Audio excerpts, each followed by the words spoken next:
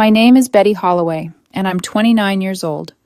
Once upon a time, I thought love meant patience, that if you gave enough, waited long enough, believed hard enough, the other person would eventually meet you halfway. I was wrong. For 5 years, I stood beside Jonathan Blake, a man I thought I knew better than myself. I was there through every crash and rebuild, when he failed his first business pitch, when he got laid off from the startup that promised him stock options and a future, when he moved back in with his parents for a few months just to reset. Through all of it, I stayed. I believed in him. I worked my 9 to 5 in logistics, brought home steady paychecks, and told him that ambition doesn't have to be loud to be real. He used to laugh, kiss my forehead, and say, "You're my anchor, Betty. You keep me grounded." I didn't realize he meant it as a burden. Everything shifted when Jonathan got his new job marketing coordinator for a tech firm led by a woman named Clara Hughes. He came home glowing. His sentences started changing from we to I. "Clara says my ideas are fresh," he told me one night, sipping his whiskey like he'd just invented fire. "She says I have king energy. You know what that means." I smiled politely, though something inside me tightened. "Maybe it means she's good at flattery," I said softly. He laughed. "You wouldn't get it. It's about drive, Betty. Vision." Vision. I remember that word because it started haunting our conversations. He began dressing differently, talking differently, moving like he was walking through an invisible spotlight. And then came the dinner. It was supposed to be a celebration. Jonathan's father's birthday, his whole family gathered around the long oak table, glasses shining under the chandelier. I brought a bottle of wine and a quiet sense of pride. I'd been part of this family for 5 years, or at least I thought I had. Throughout dinner, Jonathan talked about his new job, his boss, the big world he was finally stepping into. He barely looked at me. When I tried to join in, he brushed me off with a smile that didn't reach his eyes. Then his father chuckled between bites of steak and said, "So when are you finally going to make this official? Betty's been with you longer than most wives stay married." The laughter that followed was warm until Jonathan's voice sliced through it. "Dad," he said loud enough for everyone to hear, "I'm a king, and kings don't settle for women like her." The room went still. I heard the clink of silverware the way his mother's hand froze midair. Jonathan leaned back in his chair, grinning. "Betty's sweet, she really is. But I need someone who matches my level now. Someone with ambition." I didn't move. I didn't even blink. The only thing louder than the silence was my heartbeat. His father tried to laugh it off, "Son, that's not," but the damage was done. Everyone was staring at me, waiting for tears, an outburst, something. Instead, I smiled, a small, quiet smile that didn't reach my eyes either. I folded my napkin, placed it neatly on the table, and stood. My chair scraped against the wooden floor, the sound of a line being drawn. "Thank you for dinner," I said, looking straight at his father. The food was wonderful. Then to Jonathan, calm, steady, almost weightless, "I hope your kingdom brings you peace." I turned and walked out. Not a single person stopped me. The night air outside was cold, crisp, almost cleansing. As I opened my car door, I felt the first tear roll down my cheek, not from heartbreak, but from something sharper, recognition. He didn't humiliate me because I was small. He did it because he needed to feel big. I sat behind the wheel for a long time, staring at the house through the windshield. Inside, laughter had resumed, thin oak, Holloway laughter. People pretending not to notice that a quiet woman had just turned into a storm. When I finally drove away, the headlights stretched across the empty road like veins of light, and I whispered to no one in particular, "You're not a king, Jonathan. You're just a boy who mistook cruelty for confidence."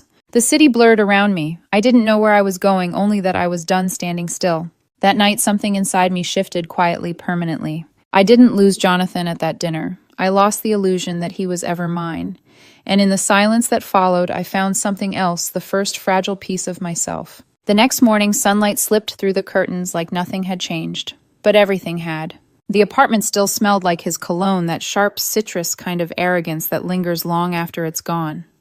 His shoes were by the door, his jacket slung over the back of a chair. It looked like he'd come home to a life he didn't deserve. I walked through the rooms one last time, letting my fingertips brush against the walls, the couch, the bookshelf I'd built while he brainstormed his next move. Every piece of furniture in that space had a story, and every story ended with me doing the work. In the kitchen, a half-empty coffee cup sat on the counter beside the note I'd written at dawn. "I've moved out. The keys are under the mat. I hope you find what you're looking for." My handwriting didn't shake. My heart didn't race. There was only stillness, the kind that comes when you finally stop fighting a losing battle. I packed a single suitcase. Not everything, just enough to live. No photos, no keepsakes, not even the framed picture from our anniversary where he kissed my cheek while texting someone else. By noon, I closed the door for the last time. The lock clicked soft final. For a week, I stayed at a small motel off the highway, one of those quiet places where no one asks questions. The hum of the air conditioner was constant, like white noise erasing memories. I slept more than I thought I would, ate when I remembered. I didn't cry, I didn't rage, I just existed a ghost in my own story. And then one evening, sitting on the edge of that creaky motel bed, I turned on my laptop. There it was, the old prototype I'd built years ago, a logistics management software Jonathan once called cute. He said no investor would take a woman seriously in tech. That line used to hurt. Now it fueled me. I renamed the project Holowayan after myself. If he could build kingdoms, I could build empires quietly. Weeks passed. The motel room became my office. My days blurred into lines of code, cold coffee, and cheap takeout. Every keystroke felt like reclaiming something he'd chipped away. Sometimes in the quiet between midnight and dawn, I'd scroll through old messages, not to feel nostalgia, just to remember who I used to be. His name stayed muted in my phone, but that didn't stop the notifications. Jonathan. Are you serious? You're just leaving, Jonathan. We need to talk. Jonathan. You're overreacting. Each one arrived like a pebble hitting glass, small, pointless, unable to break through. I didn't reply, not once. My silence became my revenge. 2 months later, I moved into a tiny apartment downtown. The walls were bare, the furniture minimal, but it was mine. The first night there, I stood by the window watching city lights flicker below 1,000 tiny lives unfolding. And for the first time in years, I felt weightless. I realized something simple yet terrifying. Jonathan had been my gravity, and I had finally escaped his pull. My best friend Naomi came over one evening with pizza and a look that said she'd been dying to ask. So, she said between bites, you're really not going to call him back? I shook my head. There's nothing to say. She smirked. Girl, he's losing it. Saw him at a cafe last week looking like someone stole his reflection. I laughed a small foreign sound. Then I guess we're even. Naomi grinned. Just promise me you're not going to vanish into your laptop forever. I'm not vanishing, I said. I'm building something. And I meant it. Nights grew quieter, softer. Somewhere in that silence, I stopped being angry. Anger meant I still cared, and I didn't. Instead, I started noticing the smaller things, the hum of the refrigerator, the rhythm of my typing, the way morning light curved through the blinds. Peace didn't arrive like a storm. It crept in unnoticed and made itself at home. Then one evening, as I was debugging a section of code, Naomi texted me a screenshot from social media. Jonathan was tagged in a photo arm around Clara Hughes, the woman he once called visionary. The caption read, "Power couple goals." I stared at it for a moment. Not hurt, not jealous, just fascinated. How fast some people move from pretending to loving. I closed my laptop, whispered to myself, let him have his throne. Because queens don't chase ghosts. They outgrow them. 3 months later, peace had become my new normal. I'd stopped checking social media, stopped wondering where Jonathan was, stopped trying to rewrite what had already been written. My life was small, maybe, but it was mine. Quiet mornings with black coffee and code, late nights with music playing low in the background. Holowayan, my software, was starting to get attention. A logistics firm had just reached out about a trial partnership. I should have been nervous. Instead, I felt alive. Then, one Tuesday night around midnight, my phone buzzed. It was a message from Naomi, just one word and a link. Naomi girl. I hesitated before tapping it. The link opened to a long post written by Clara Hughes' assistant, someone I vaguely remembered seeing in a photo once. The headline hit me first. When your boss and your boyfriend ruin your life and each other's. My stomach turned. I started reading. The post was chaos, a firestorm of betrayal and screenshots. Clara had been fired from her company after internal HR complaints. Jonathan had been romantically involved with her during work hours, lying to the team and promising promotions that never existed. The post included photos, blurry, desperate, humiliating. And the worst part, Clara herself had posted her own comment underneath, confirming it all. Apparently, after their affair became public, Jonathan tried to claim she had seduced him. He called her unstable and said she was obsessed. Clara responded by leaking voice messages. In one, Jonathan could be heard whispering, "You're my queen, Clara. Betty was a phase. You're the real thing." I felt the corners of my mouth twitch, not in joy but disbelief. The word queen again. How poetic. The post went viral. By morning, Jonathan's name was trending for all the wrong reasons. His company issued a public statement distancing themselves. His LinkedIn profile disappeared. Naomi called me before sunrise, her voice trembling between outrage and glee. "Did you see it? He's done. Like done. Clara dragged him across the internet. I just sat there on my bed laptop, open a half-drunk cup of tea beside me. My voice was quiet. I saw it. Naomi exhaled, waiting for me to say something cruel, triumphant, but I didn't feel that. It wasn't victory. It was something heavier, closure. Watching him implode was like watching a fire consume a house you'd already moved out of.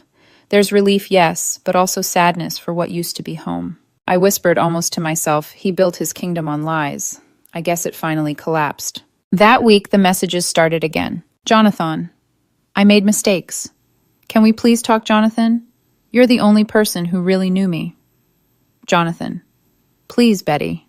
I didn't reply. I didn't even open most of them. Then one message appeared late at night. You won, okay? Is that what you wanted? I stared at the screen for a long time, then typed one line and deleted it before sending. No, I just wanted peace. Because that was the truth. I didn't need him ruined. I needed him gone. One morning, while checking emails for Holowayan, I saw something that made me pause.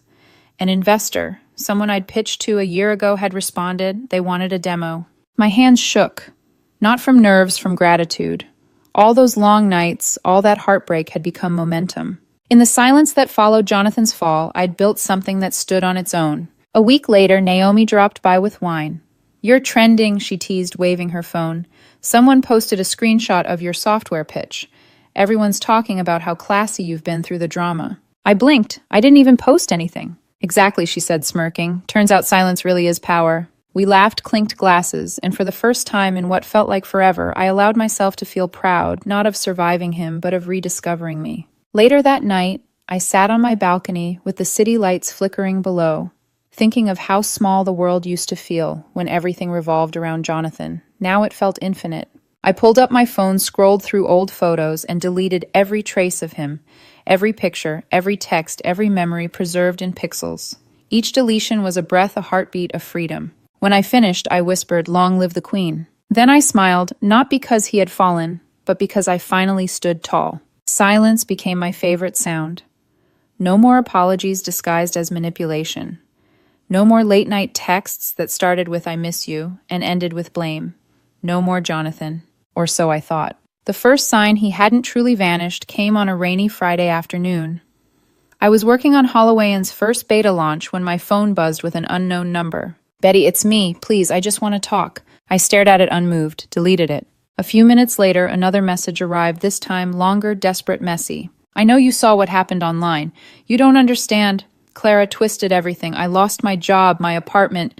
Everyone turned their back on me. You always believed in me before. Please don't do this now." Before. That word made me pause.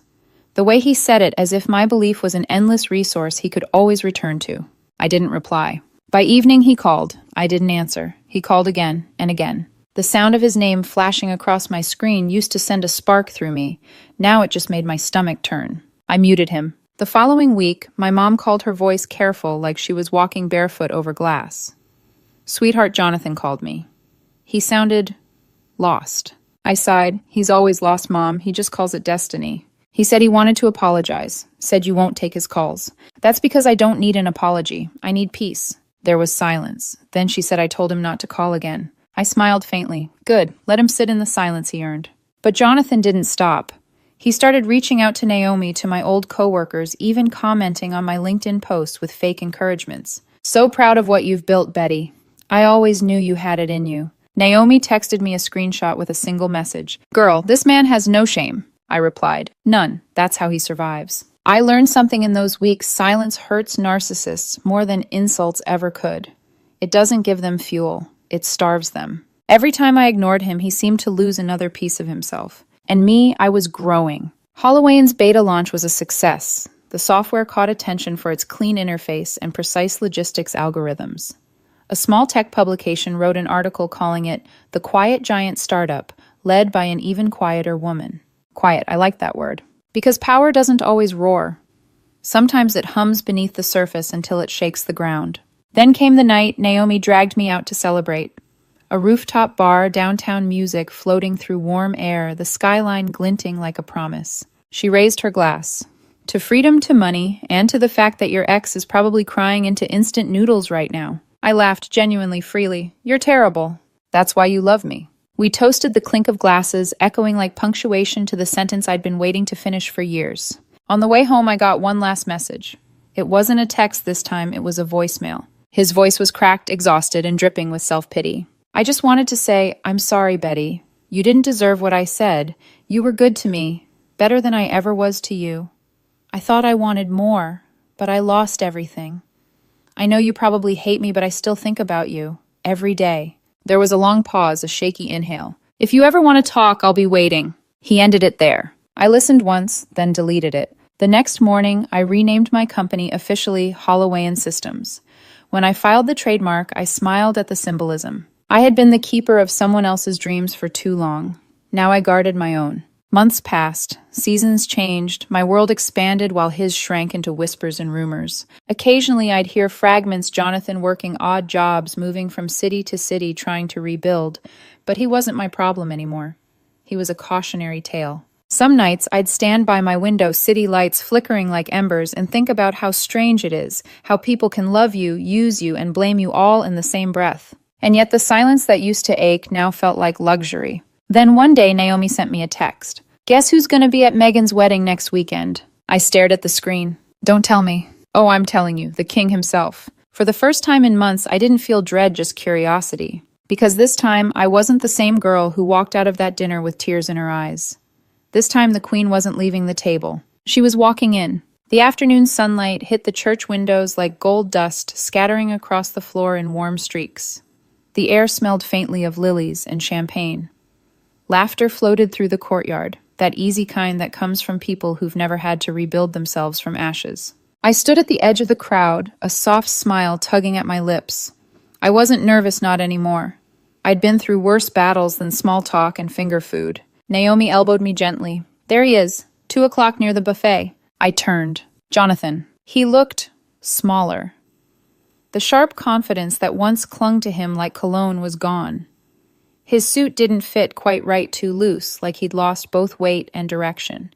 His hair was longer, unkempt, his eyes searching the room for validation that never came. For a moment I didn't recognize him. Not the man who'd once sat across from me telling me he was a king. He noticed me then. His entire posture shifted, a flicker of disbelief, a half smile, trying to resurface. Betty, he said, walking to Holloway, me voice low, rehearsed. I didn't move. I just watched him calm as still water. Up close, the cracks were clearer, the tremble in his jaw, the slight stutter when he spoke. You look incredible, he said finally. You've changed. I tilted my head. No, I just stopped shrinking. He laughed Hollowayly, looking around. Guess I deserved that. Yes, I said simply. You did. We stood there for a moment, surrounded by the soft chaos of a wedding clinking glasses music, the hum of distant joy. He exhaled. I've been meaning to reach out again, but I figured you'd block me. I did. He blinked. Oh! The silence stretched between us. I just wanted to tell you I'm sorry, he said, eyes glassy. That night at dinner, what I said, I was trying to impress them, to sound confident. I didn't mean it. I smiled small and cold. You meant every word. You just didn't expect to regret them. He swallowed. I lost everything, Betty. The job, Clara, my reputation. I guess I thought I was chasing something bigger. Turns out I was just running away from myself. I met his eyes, and from me. He nodded slowly. Yeah, from you. For the first time, his voice wasn't arrogant. It was fragile, thin.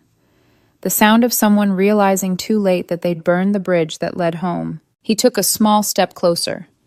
I heard about Holowayan Systems. You did it, huh? I did. I'm proud of you. I let out a quiet breath that could have been a laugh. No, you're not. You're just shocked I did it without you. He flinched. Betty, I'm serious. You were always the smart one. I see that now. I don't expect anything. I miss you. I looked at him, really looked. Not the man I used to love, not the ghost who haunted my silence, but just another flawed human being who'd built his life on illusions. You don't miss me, I said softly. You miss the version of yourself you saw through my eyes. His face fell. The words landed the way truth always does, quiet but irreversible. He tried again. Can we at least talk sometime? Grab coffee, maybe. I shook my head gently.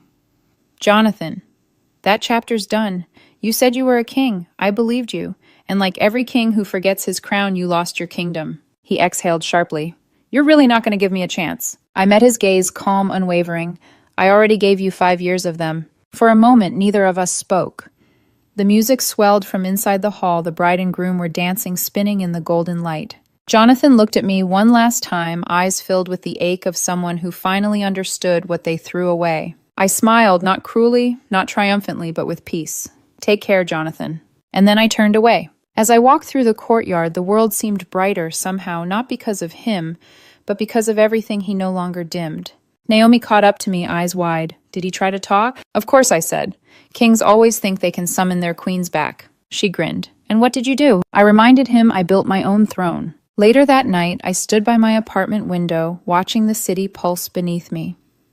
Somewhere out there, Jonathan was probably staring at an empty phone screen, replaying his mistakes. But I didn't hate him. I didn't love him either. I just let him go, completely. Because closure isn't revenge, it's freedom. I whispered into the quiet queens, don't wait